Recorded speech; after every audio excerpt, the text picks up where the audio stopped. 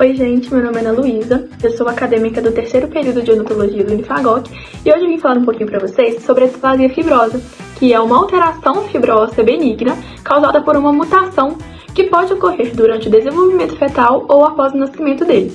E isso é o que estabelece a gravidade da doença. E nós temos dois tipos de displasia. Ela pode ser classificada em monostótica, que é a mais comum, ou poliostótica, que é a mais rara. A monostótica comete apenas um osso, sendo mais frequente a maxila. Além disso, a cortical vestibular é a mais afetada do que a cortical palatina ou lingual. A poliostótica comete vários ossos, principalmente os ossos mais longos, por isso que ela é considerada a mais rara. Essa displasia fibrosa, ela comete homens e mulheres, porém é mais frequente em mulheres, principalmente nas 2 primeiras décadas da vida. E como característica clínica, temos o crescimento lento e progressivo, o aumento de volume ósseo, abolamento da região afetada, assimetria facial quando muito extensa, a lesão geralmente é assintomática e a mucosa de revestimento ela permanece com aspecto normal, que é por esse motivo que muitos pacientes não conseguem identificar quando a lesão surgiu. Além disso, pode causar inclinação ou deslocamento dentário. Geralmente essa lesão, os dentes eles permanecem com vitalidade pulpar e sem mobilidade. Pessoal, eu vou dar seguimento agora falando sobre os aspectos radiográficos da displasia fibrosa. O primeiro ponto que nós vamos abordar são os limites dessa lesão. Eles são mal definidos. Isso significa que ela não tem uma borda bem delimitada. Além disso, essa lesão ela se funde com o osso adjacente. Outro ponto interessante observar é a densidade dessa lesão numa radiografia. Ela varia de acordo com a progressão da doença. No estágio inicial, ela é predominantemente radiolúcida. Isso significa que ela apresenta pouca formação de tecido mineralizado.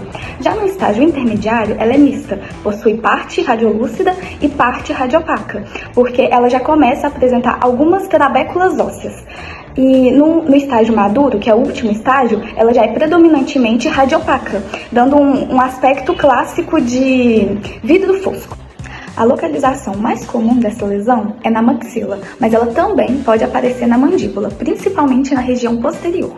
Quando ela acomete a maxila, ela pode causar a diminuição do volume do seio, a obliteração parcial e o deslocamento das paredes do seio. Outra característica importante da displasia fibrosa é que ela possui uma expansão lenta e uniforme. Além disso, ela pode provocar o deslocamento dentário e a alteração no trajeto eruptivo. Agora, um aspecto muito característico dessa lesão e que pode ser cobrado em prova é que ela apresenta a perda total ou parcial da lâmina dura. Isso acontece porque essa lesão ela substitui o osso alveolar, mas apesar de perder a lâmina dura, não ocorre a reabsorção radicular. Oi, eu sou a Camila e eu vou falar sobre o tratamento e o diagnóstico diferencial da displasia fibrosa.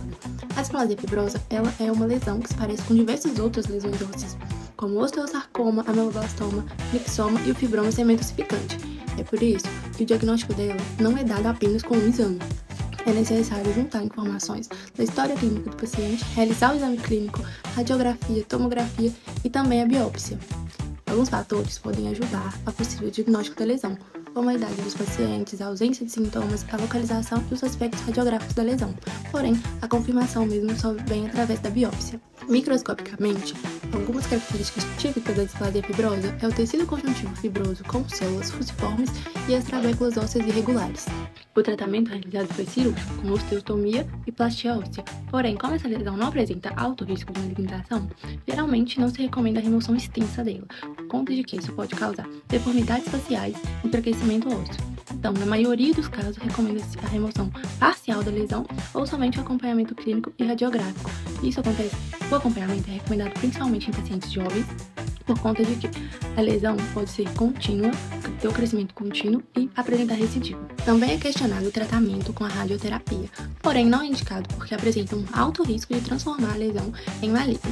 A mesma coisa acontece com a quimioterapia, ela é contraindicada por conta de que ela não apresenta resultados eficazes para a displasia fibrosa. Então, a escolha do tratamento vai depender de fatores como a idade do paciente, a presença de assimetria facial ou comprometimento funcional.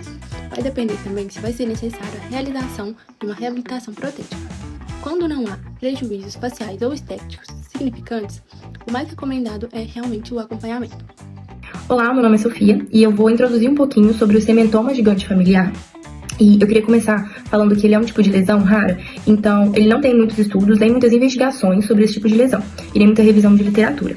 Mas falando um pouquinho mais sobre, o que é essa lesão, ela vai ser uma condição genética, que ela é caracterizada pelo crescimento de múltiplos tumores benignos nessa região dos maxilares.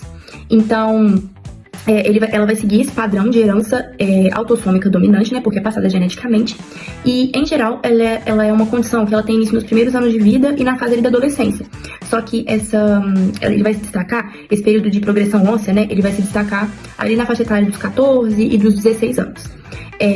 Alguns casos dessa alteração, eles foram identificados em algumas famílias, da Itália, nos Estados Unidos, da Coreia e das Filipinas. E os seus primeiros estudos eles foram realizados ali em meados de 1930 e 1941 pelos autores Norberg, Agassi e Belloni. Em 1971, a Organização Mundial da Saúde, a OMS, ela classificou essa lesão no subgrupo de sementoma mesmo.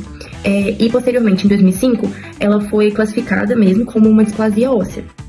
E em 2017 só, considerando esses fatores de localização, de característica, idade, sexo, ela foi redefinida como uma lesão fibróssea mesmo, que está classificada entre as lesões fibrósseas e condromatomas, incluindo o fibroma ossificante, a displasia fibrosa, a displasia cemento-óssea e o osteocondroma. Então, ela é uma lesão capaz de comprometer esses 4 quadrantes da maxila, por ter esse caráter mais expansivo mesmo. Ela vai fazer parte desse subgrupo das 7 enfermidades que alteram a morfologia do esqueleto craniofacial, como a displasia fibrosa, a osteogênese imperfeita, a osteopedrose, a displasia cleidocraniana, o querubismo e a síndrome de Gardner. Então, o tratamento mais indicado para esse tipo de lesão é a remoção cirúrgica completa, para prevenir essas futuras recidivas. Só que, como ele tem esse crescimento muito acelerado e o seu risco de recorrência ele pode dificultar essa remoção total, uma investigação mais detalhada de antecedentes familiares, associado a exames de imagem e dos achados histopatológicos, ele é fundamental para estabelecer esse diagnóstico definitivo mesmo da lesão. Para avaliação de lesões fibrosas dos maxilares, alguns tipos de exames de imagem eles podem ser necessários para chegar ao diagnóstico da patologia. Entre esses exames, um deles é a radiografia. As características principais dos exames radiográficos para característica do sementoma gigante familiar são lesões múltiplas, simétricas e bilaterais, predileção pelos maxilares, principalmente a mandíbula. Elas também possuem áreas mistas, radiopacas e radiolúcidas, dependendo do estágio de desenvolvimento, presenças de massas radiopacas volumosas e lobuladas. Também tem a presença de um halo, que é uma borda radiolúcida periférica ao redor de massas radiopacas. Isso é uma característica bem importante. Além disso, essas lesões, elas frequentemente estão associadas às regiões periapicais de múltiplos dentes. Bom, como exemplo, eu trouxe aqui ao lado 2 imagens e uma delas é de um relato de caso. Esse relato de caso é de uma paciente do sexo feminino, de 48 anos, melanoderma. Essa paciente ela foi fazer uma radiografia panorâmica para tratamentos odontológicos e ela teve que ser encaminhada porque nessa imagem, como a gente pode observar, ela apresenta múltiplas massas radiopacas em todos os quadrantes. Essa paciente ela era portadora de prótese total superior, ela apresentava-se assintomática e no exame clínico intrabucal também não foram observadas alterações.